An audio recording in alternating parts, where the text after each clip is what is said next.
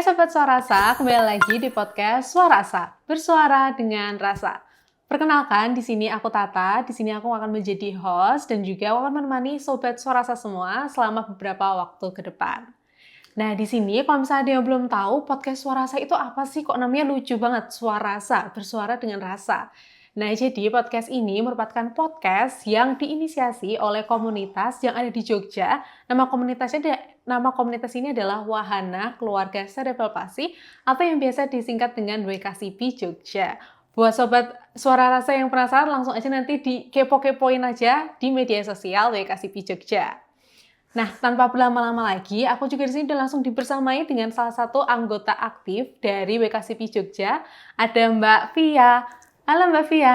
Halo Kak Tata, selamat sore. Sore, gimana kabarnya Mbak hari ini? Baik? Alhamdulillah, baik. Baik. Kalau Kak Via ini udah jadi anggota di WKCP berapa lama Mbak? Berapa ya? 2018 atau 2017 mungkin ya? 2018, berarti udah 5 tahun lebih ya? Iya. Oke, lumayan juga. Nah, tapi mungkin sebelum kita lebih lanjut ngobrol-ngobrol, mungkin Mbak Via bisa kenalan dulu.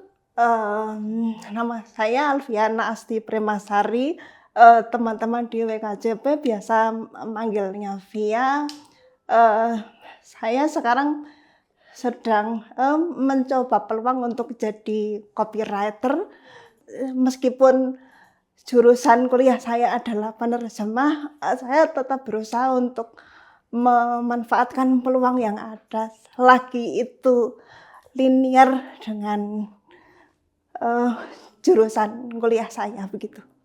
Oke, keren banget ya. Karena di sini Mbak Via tadi mulai belajar copywriting ya? Iya. Lagi mencoba peluang di copywriting.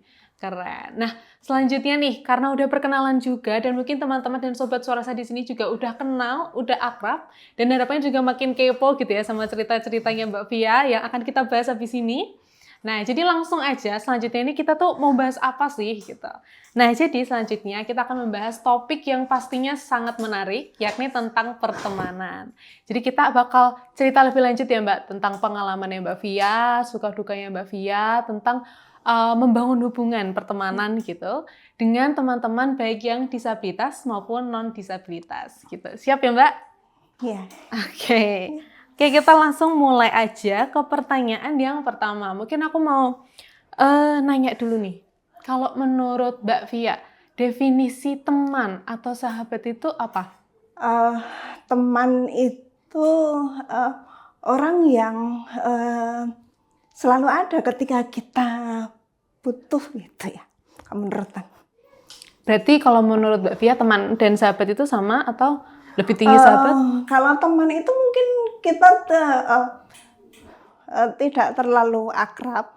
Kalau sahabat itu bisa dibilang sudah paham tentang kita, bahkan sudah kenal dengan keluarga seperti itu ya. Oke, jadi intinya kalau misalnya sahabat tuh lebih dalam gitu ya daripada cuma temen ya. Oke, nah pasti kan sebelum jadi sahabat pasti awalnya lewat temen dulu ya Mbak ya. Nah kalau dari pengalamannya Mbak Via sendiri, sejauh membangun hubungan pertemanan gitu, ada nggak suka dukanya Mbak? Ya, pasti ada ya. Apalagi aku sebagai seorang penyandang disabilitas yang dari kecil memang lingkungannya mayoritas adalah non-disabilitas. Mungkin waktu kecil itu nggak sadar ya ada apa dengan diriku gitu. Tapi setelah remaja mulai minder gitu, aku kok beda dengan teman-teman, mau nggak ya teman-teman itu berteman sama aku gitu. Apalagi sebelum gabung komunitas, aku tidak bisa menjelaskan keadaanku ketika mereka bertanya aku kenapa. Mungkin aku cuman menjelaskan aku memang dari lahir begini, cukup seperti itu mungkin. Jadi setelah gabung di komunitas ini jadi membantu Mbak untuk bisa kenal sama diri sendiri juga ya? Oke, nah berarti Mbak Via kalau misal bisa di point out gitu ya, kesulitan terbesarnya dalam membangun hubungan pertemanan berarti apa Mbak? Ya mungkin karena rasa insecure itu ya, tidak percaya diri itu, jadi aku tuh bukan, kalau berteman tuh harus observasi dulu, harus mengamati dulu. Ini orang sifatnya gimana ya, wataknya gimana ya gitu. Ketika aku menjelaskan kondisiku, mereka terima atau enggak gitu. Kalau sekiranya mereka setelah aku menjelaskan keadaanku, mereka tetap menjauhi dan tidak mau berteman, ya kalaupun seandainya aku harus berhubungan dengan mereka, ya seperlunya aja gitu. Jadi caranya Mbak untuk mengatasi hal itu kayak observasi dulu ya Mbak berarti? Ya. Kira-kira orang ini tuh bisa nggak diajak temenan gitu ya Mbak? Oke. Terus gini Mbak, kan kalau misal temenan itu berarti kan temenannya kan bisa, jadi ada dua kemungkinan ya, temenan sama yang sesama disabilitas maupun berteman dengan yang non-disabilitas. Nah itu ada perbedaannya nggak Mbak? Dulu waktu awal-awal gabung komunitas sih merasa bergabung dengan teman-teman sesama disabilitas itu sangat menyenangkan. Ketika jadi anggota saja gitu. Ketika sudah mulai jadi pengurus, sudah mulai ada mungkin bisa dibilang konflik-konflik kecil gitu. Ternyata sama aja ya gitu. Saya pernah jadi bendahara program sampai ketua pelaksana program waktu itu. Jadi ketua pelaksana program semakin meyakinkan saya bahwa temenan sama siapapun sama aja. Sama ketulusan mereka sama, mereka yang punya kepentingan juga sama. Maksudnya temenan hanya karena sesuatu hal dalam tanda kutip gitu. Jadi maksudnya dengan sesama disabilitas juga tidak menutup kemungkinan ada yang namanya konflik, tetap ada yang nggak cocoknya juga ya berarti ya Mbak, meskipun sesama disabilitas. Semakin kita mendalami dunia disabilitas, semakin dalam kita bergabung di komunitas, maka kita akan semakin menemukan perbedaan-perbedaan yang kalau kita nggak bisa memaklumi, mengatasi, kita akan merasa sama juga ketika kita berteman dengan non-disabilitas yang belum menerima kita gitu. Menarik. Jadi ini mungkin insight baru ya buat sobat Suara Asa juga semuanya. Ternyata sesama disabilitas pun waktu berteman juga nggak yang selamanya klop, nggak selamanya cocok. Ada juga konfliknya. Tetap sama aja ya sama kita. Iya, itu menarik sih ya. Nah, selanjutnya kalau misal tadi kan Mbak sempat ngomong kalau misal ada komprominya harus diselesain, kalau enggak nanti bakal berujung gimana-gimana masalah gitu. Nah, kalau dari Mbak Via sendiri, kalau misal menghadapi konflik seperti itu, mungkin sama sesama disabilitas maupun non-disabilitas, mengatasinya seperti apa? Yang saya berusaha untuk diskusi sama dia, tapi kalau kan ada orang yang bisa diajak diskusi, ada yang enggak ya. Kalau enggak bisa diajak diskusi, sementara saya nggak bisa diajak kerjasama, sementara kita harus kerjasama dalam sebuah event kegiatan misalnya, ya sebisa saya akan kerjakan sendiri. Jadi tetap dilihat dulu ya, kalau misal anaknya mau diskusi ya diskusi dulu, diselesaikan baik-baik. Kalau misal nggak bisa ya kepepetnya ya jalan sendiri gitu ya Mbak, mau nggak mau ya. Sama juga sama teman-teman non-disabilitas juga seperti itu. Oke, menarik. Nah, kalau tadi sudah membicarakan tentang membangun sebuah hubungan.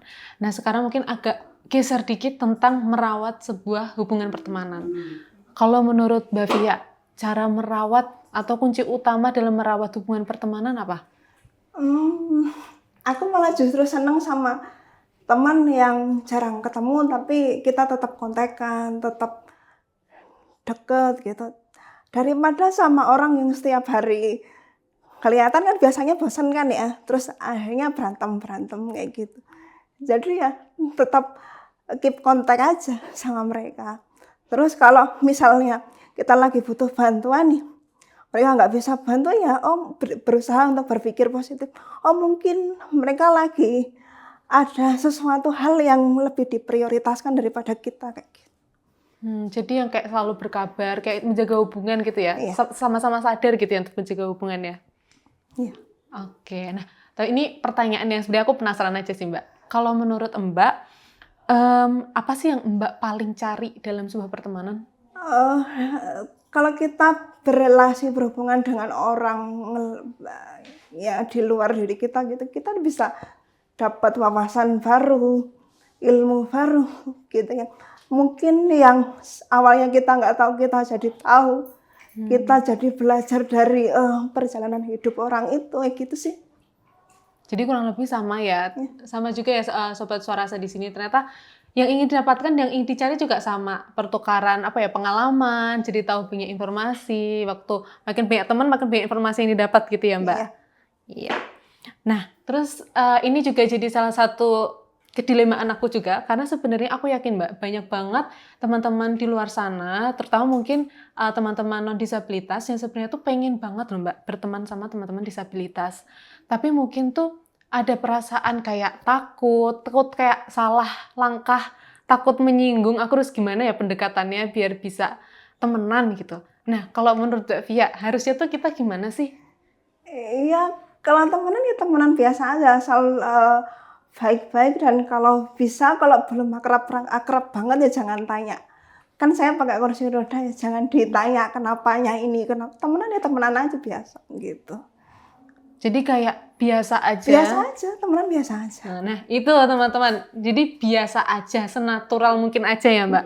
Nggak usah yang terlalu gimana-gimana, nggak usah kaku, yang luwes aja lah ya. Selayaknya berteman sama, ya biasa aja gitu ya, kayak orang biasa gitu ya.